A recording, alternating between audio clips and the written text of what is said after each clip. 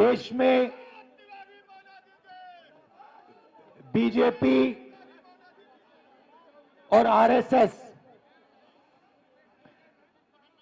नफरत और हिंसा फैला रही है। एक धर्म को दूसरे धर्म से लड़ाती है, एक जात को दूसरी जात से लड़ाती है और हिंसा देश में फैलाती है। हर प्रदेश में बेरोजगारी बेरोजगारी बेरोजगारी बेरोजगारी, जहां भी आप देखो बेरोजगारी दिखेगी। युवाओं से बात करो, कहते हैं राहुल जी 5-6 लाख रुपए, 10 लाख रुपए हमने प्राइवेट यूनिवर्सिटी और कॉलेजेस को दिया है। हमने सोचा था कि ये जो हमने 5-6 लाख रुपए प्राइवेट कॉलेज और यूनिवर्सिटी में डाला, इससे हमें डिग्री मिलेगी और डिग्री से हमें रोजगार मिलेगा।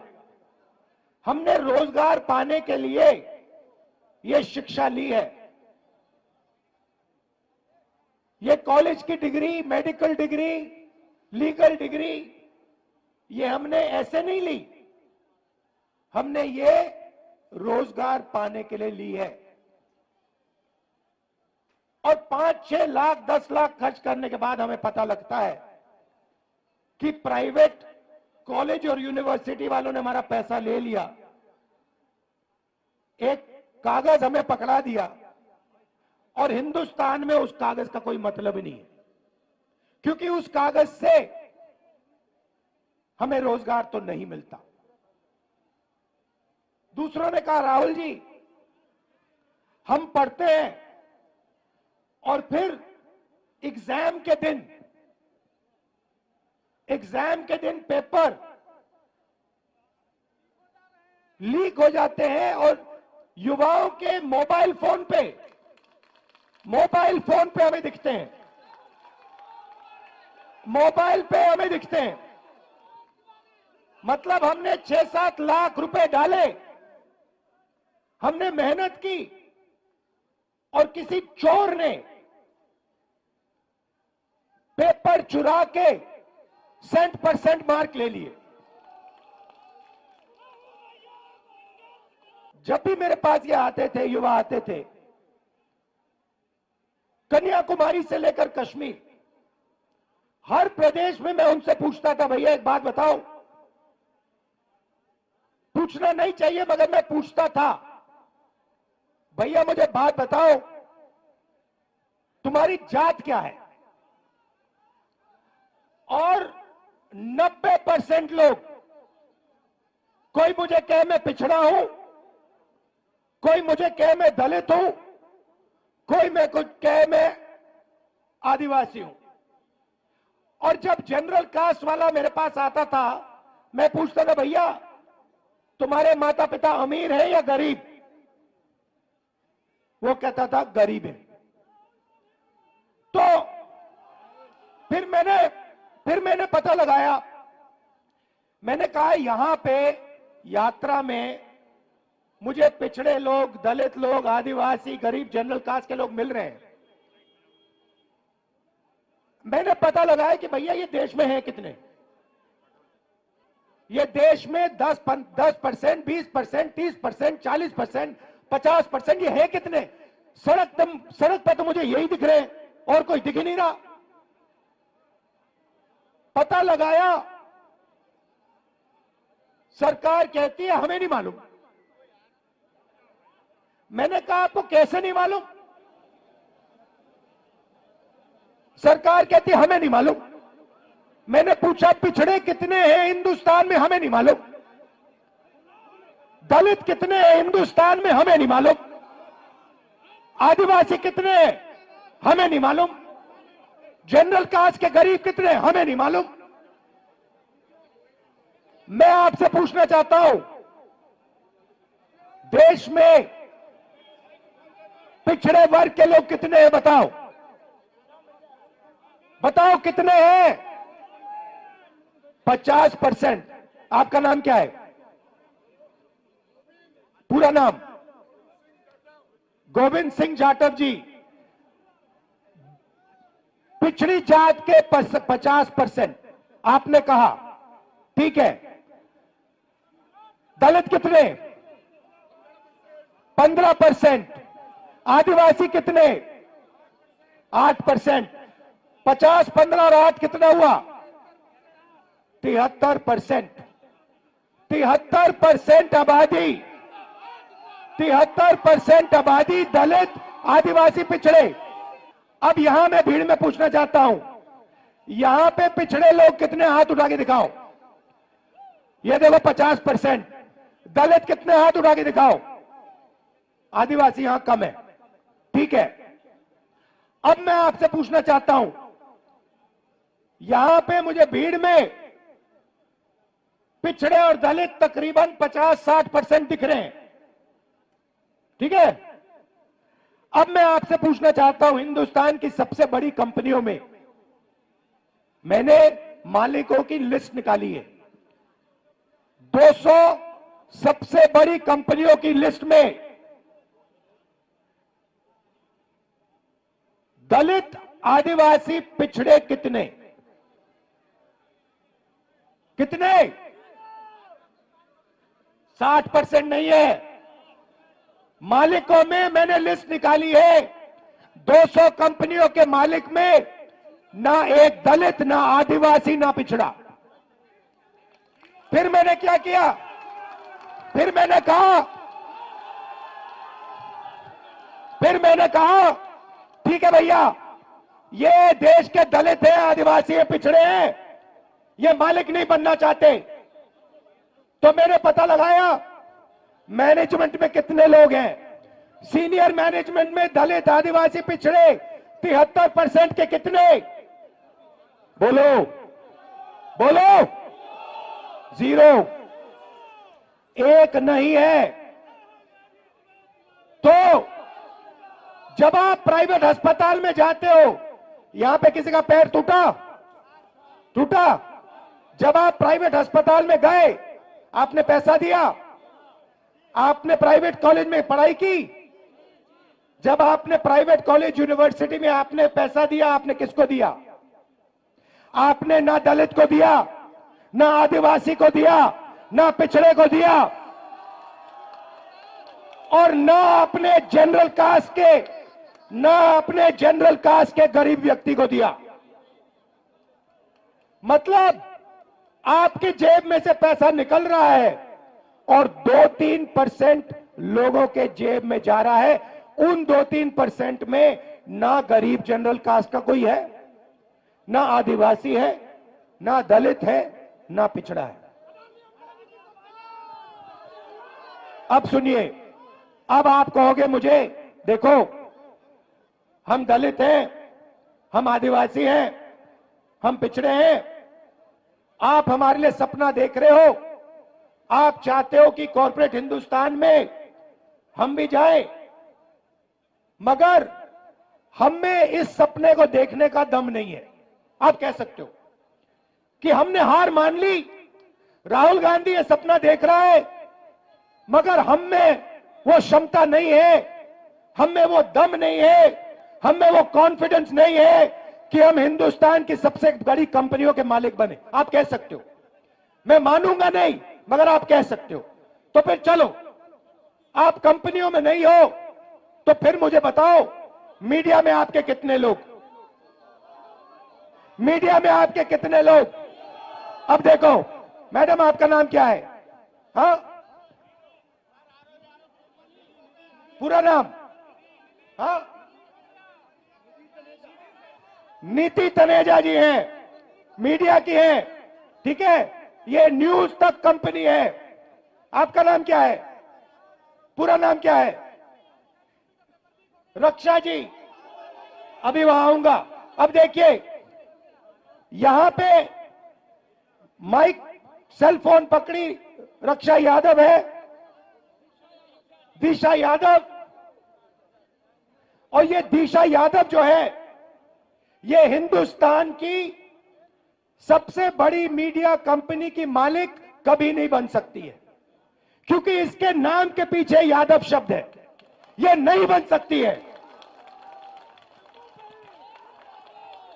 ये कितना भी पसीना दे दे अपना, कितना भी खून दे दे अपना, ये पिछड़े वर्ग की है, ये हिंदुस्तान की मीडिया कंपनी की मालिक नहीं बन सकती है।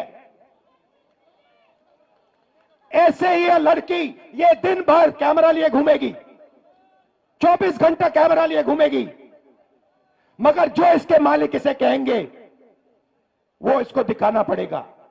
जो ये दिखाना चाहती है वो नहीं दिखाया जाएगा। क्यों? क्योंकि ये पिछड़े वर्ग की है। मीडिया में आपका कोई मालिक नहीं, सीनियर मैनेजमेंट में, बड़े पत्रकारों में आपका एक आदमी नहीं। अब मैं कहता हूं ठीक है, पिछड़े लोग के, दलित आदिवासी लोग मीडिया में भी नहीं जाना चाहते। चलो मीडिया छोड़ो, प्राइवेट अस्पताल छोड़ो, प्राइवेट यूनिवर्सिटी कॉलेज छोड़ो, मुझे हाई कोर्ट का बता दो। हाई कोर्ट में दलित आदिवासी पिछड़े कितने हैं बताओ? चुप हो गए, दम नहीं है आप में, आप सोए हुए हो। 650 हाई कोर्ट के जज हैं, 73% आप लोगों की आबादी है, 100 जज 73% के पास, और वो भी छोटे छोटे छोटे छोटे। चलो आप मुझे कहोगे हिंदुस्तान में 73% को ना कॉर्पोरेट हिंदुस्तान में जगह चाहिए, ना मीडिया में जगह चाहिए, ना कोर्ट्स में जगह चाहिए, तो फिर मैं आपसे कहता हूं ठीक है बताओ, हिंदुस्तान के ब्यूरोक्रेट्स में आपके कितने लोग? 90 लोग हिंदुस्तान की सरकार को चलाते हैं। ये नरेंद्र मोदी को वहां पे बैठा रखा है, ये हिंदुस्तान नहीं चलाता। नरेंद्र मोदी के पास 90 लोग बैठे हैं, समझे? बजट बढ़ता है तो ये 90 लोग डिसाइड करते हैं कहां पैसा जाएगा। आपके प्रधानमंत्री को इन चीजों के बारे में समझ नहीं है। उनको नहीं मालूम कि बजट कैसे बनता है, पैसा कहां कैसे जाता है। उनको भाषण देना जानते, वो भाषण देना जानते हैं, वो नफरत फैलाना जानते हैं, भाषण देना चाहते हैं, इसलिए उनको वहां बैठाया गया है। बैठाया किसने? अदानी ने, अंबानी ने, इन लोगों ने। ठीक है, अब सुनिए, 90 लोगों में से आपके बजट का एक एक रुपया ये 90 लोग बांटते हैं। डिफेंस में कितना जाएगा? अग्निवीर योजना होगी या नहीं होगी? नहीं भैया बोलो, जितना बोलना है आपको। नहीं होगी, कुछ फर्क नहीं पड़ता, कुछ फर्क नहीं पड़ता।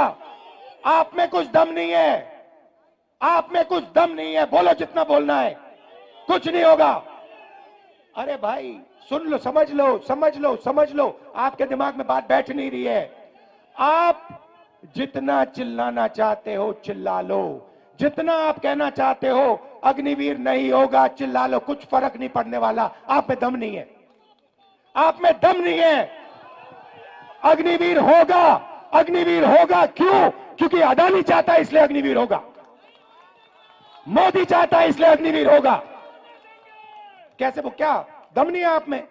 कैसे नहीं होने देगा? हो रहा है। आप चिल्लाते हो और कुछ नहीं करते, दम नहीं है आप में। 73% में दम नहीं है। सुलह रख, मैं बताऊंगा आपको रास्ता, मैं रास्ता बताऊंगा, मगर दम नहीं है तुम लोगों में।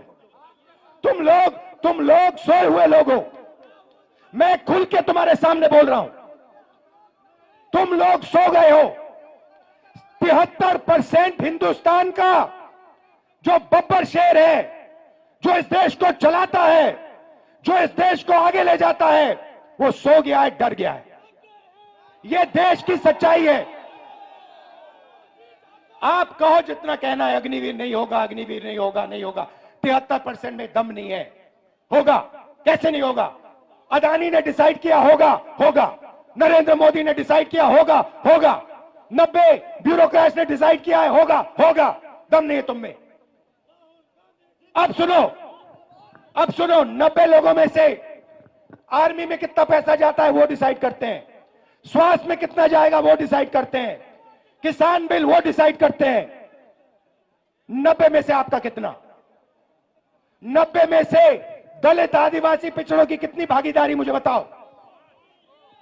90 में से 3 ओबीसी, 3 दलित, 1 आदिवासी, 90 में से 7 आपके। और सुनो, पता कहां बैठे? बड़ी बड़ी मिनिस्ट्री में नहीं बैठे, डिफेंस मिनिस्ट्री में नहीं बैठे, फाइनेंस मिनिस्ट्री में नहीं बैठे। कहां बैठे? छोटे से कमरे में बैठे हैं पीछे। और उनको कहा जाता है तुम लोग चुप हो जाओ, ज्यादा बकवास मत करो, नहीं तो तुम्हारा एसीआर उड़ा दिया जाएगा। एसीआर समझते हो? नहीं समझते। एनुअल कॉन्फिडेंशियल रिपोर्ट, जिससे पिछड़े ब्यूरोक्रेट्स की, दलित ब्यूरोक्रेट्स की, आदिवासी ब्यूरोक्रेट्स की रोज हत्या होती है। एसीआर नाम समझ लो।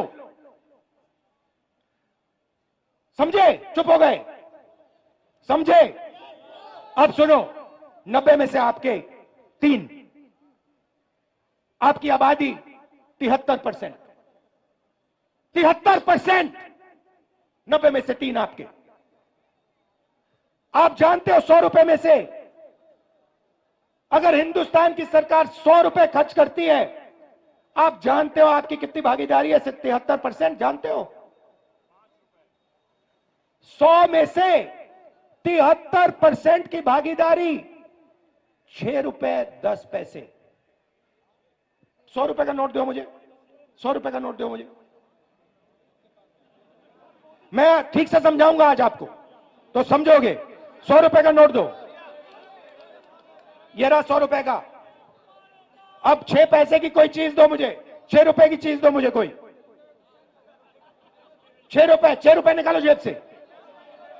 ये लो, ये लो 6 रुपए, ये लो, ये लो, ये लो, ये देखो, ये बजट में से 100 रुपए गए ना। अगर 100 रुपए बजट में खर्च हुए,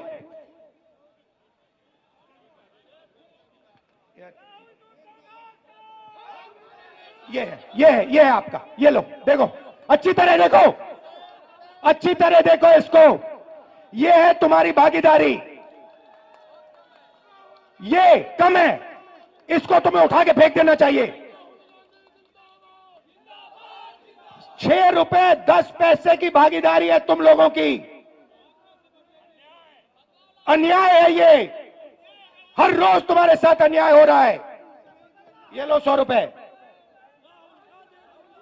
अच्छा अब सुनो, अब सुनो, राम मंदिर का आपने इनॉग्रेशन देखा?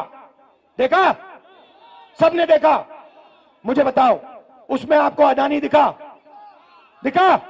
उसका चेहरा देखा? अंबानी का चेहरा देखा? अमिताभ बच्चन का देखा? ऐश्वर्या राय का देखा? कोहली का देखा? किसी किसान का देखा?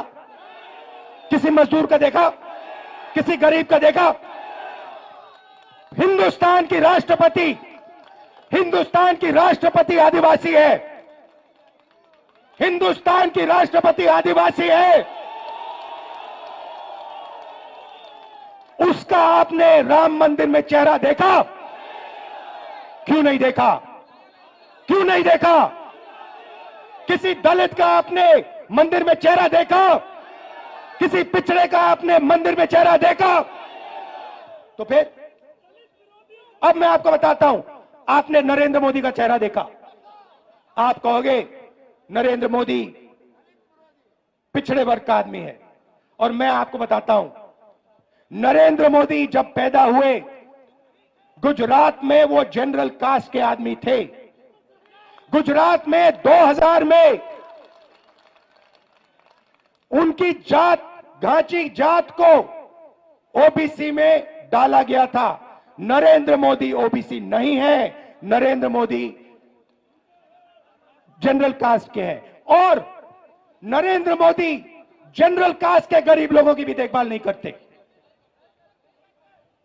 तो यह मैं आपसे कहना चाहता था। मैं आपसे सिर्फ यह कह रहा हूं, आप अगर नहीं जगोगे, अगर आप अपना हक नहीं लोगे, भूखे मर जाओगे।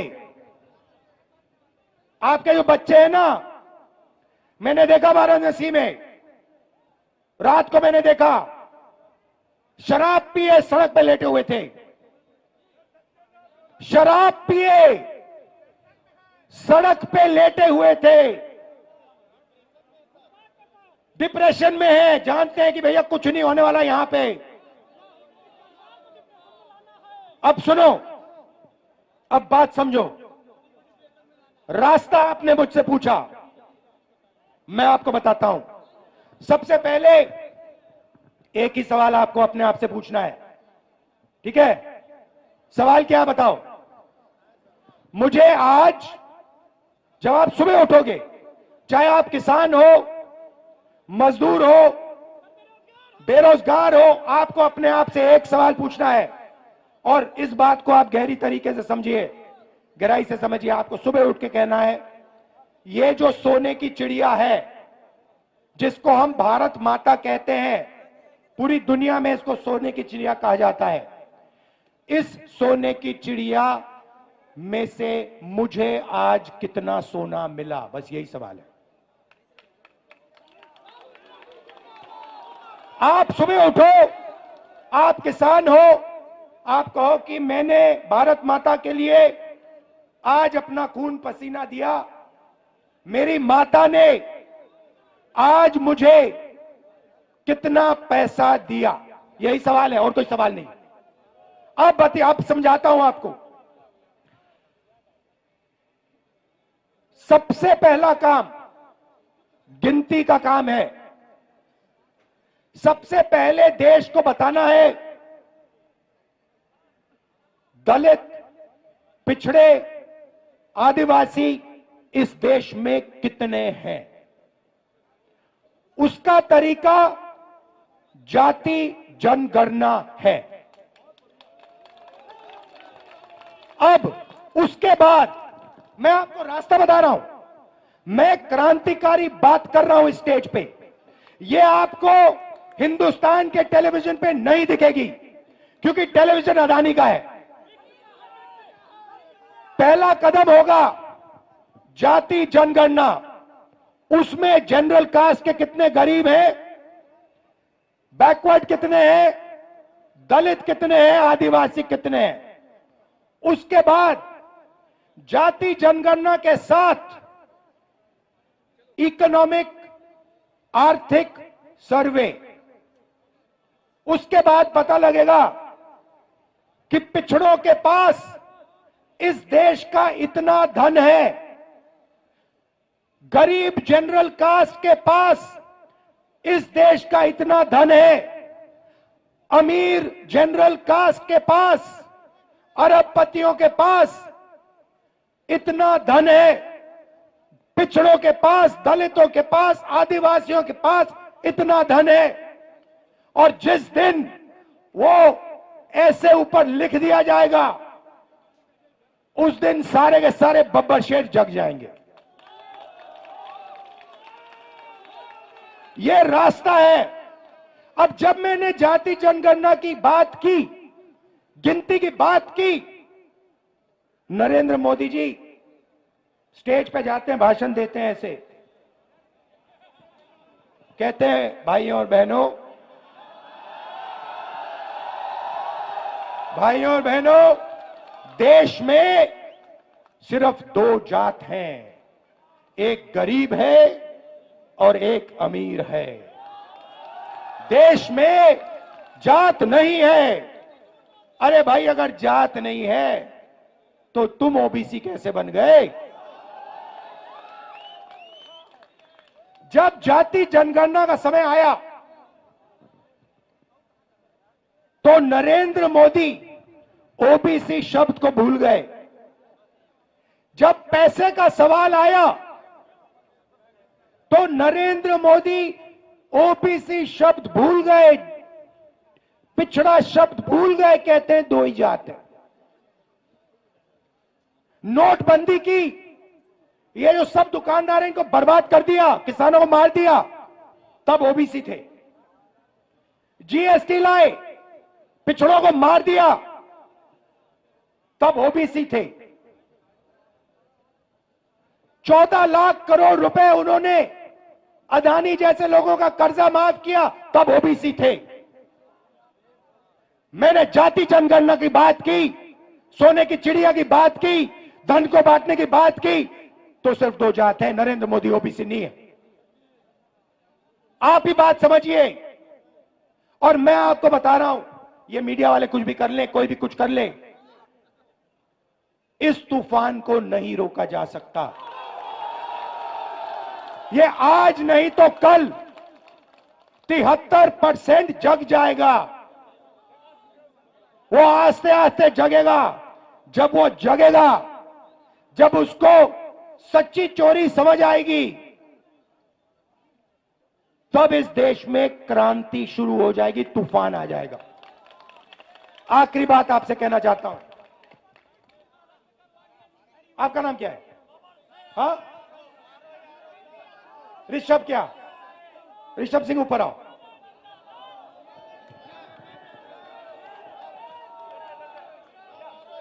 आओ, ऋषभ सिंह को ऊपर लाओ।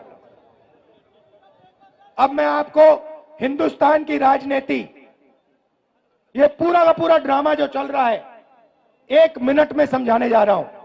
ये है ऋषभ सिंह, अच्छी तरह देखो इसको, ठीक है? अब मान लो मैं ऋषभ सिंह, हम सब ऋषभ सिंह का जेब काटने जाते हैं। मान लो ये तो सिक्योरिटी वाले हैं।